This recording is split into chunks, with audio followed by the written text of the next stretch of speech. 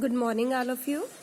Today we will summarize chapter 5, separation of substances. Now there is a question, what is the need of separation of substances? Students, generally in nature we find the substances in the form of mixture. In that mixture, different type of substances are present and some are useful, some are harmful. So, to remove the harmful or unwanted component, we separate the substances. To obtain useful and desired component in pure form, we separate the substances. So, what is the need of separation of substances? To remove harmful or unwanted components and to obtain useful components.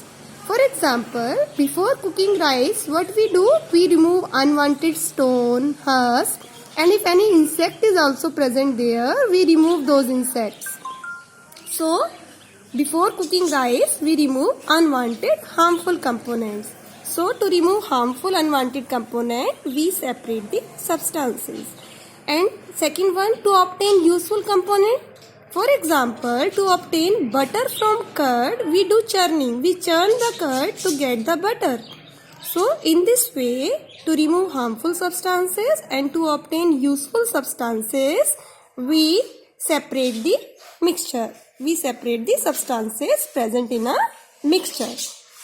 In this chapter, we will discuss different method of separation. But before discussing different method of separation, I want to tell you that in science, there are mainly two type of substances. Pure substances and impure substances. What do we mean by pure substances? According to science, pure substances means the substances which contain only one kind of particle. So, example of pure substances are elements and compound. They are considered as pure substances. So, the substances which contain only one kind of particle, they are considered as pure substances. Let me explain you in detail. See, what is element? Element is considered as a pure substance because what is element? It is a substance made from identical particles. And these particles are called atom. So, identical element is made up of identical particles called atoms. In an element, all the atoms are of same kind. For example, hydrogen is an element. Symbol of hydrogen is H. In hydrogen, all atoms of hydrogen are alike. Similarly, oxygen is also an element and its symbol is O. So, H and O are representing atom of hydrogen and oxygen respectively. So, hydrogen and oxygen, these are the elements having identical particles which we call atoms. Compound are also considered as pure substances. Now, what is there in the compound? Compound is a substance which is a result of chemical combination of two or more elements in a fixed ratio. Now, let me explain you. Water. Water is considered as a compound. Formula of water is H2O. What I have told you that compound is a chemical combination of two or more elements. So now in the formula of water, you can see there are two elements here, hydrogen and oxygen. And they are combined in a fixed ratio. You can see 2 atom of hydrogen is combined with 1 atom of oxygen. So there is a fixed ratio that is 2:1. In a water molecule, 2 atom of hydrogen combines with 1 atom of oxygen.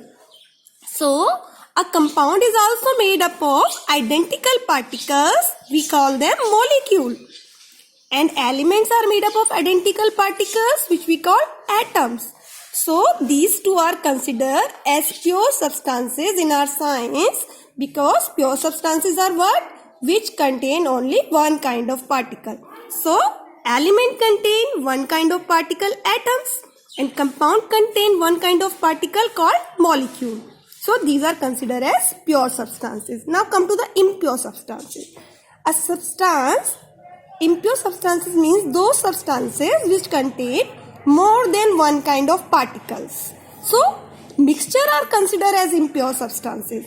For example, salt solution, mud in water, sugar solution, these are mixture.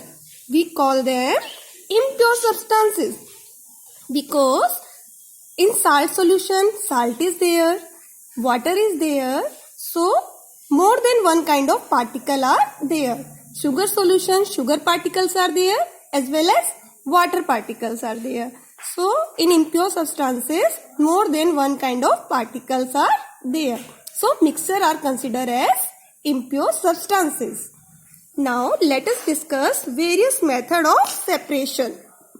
In mixture, many substances are present there and we separate them by the following method. In your syllabus, the method which we will discuss, they are threshing, winnowing, hand picking, sieving, magnetic separation, sedimentation and decantation, filtration, distillation, loading, churning, separation of immiscible liquid and sublimation.